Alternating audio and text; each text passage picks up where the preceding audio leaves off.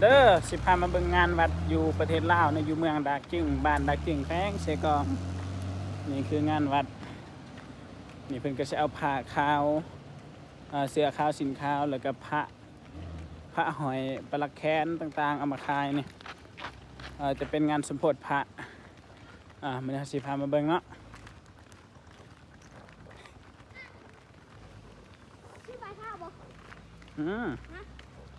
บ่นี่คือทางเข้าวัดเด้อพอได้บ่จักก็เบิ่งตามคลิปนี่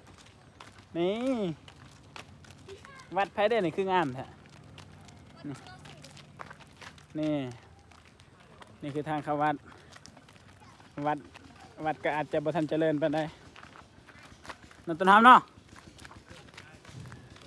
นี่มีคนขายของคลังประมาณสิ้นละ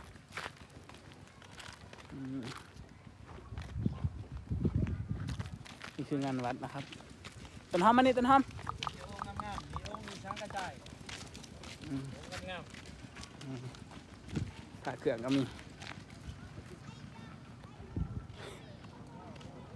นี่คืองานวัดอยู่ประเทศลาวนะฮะ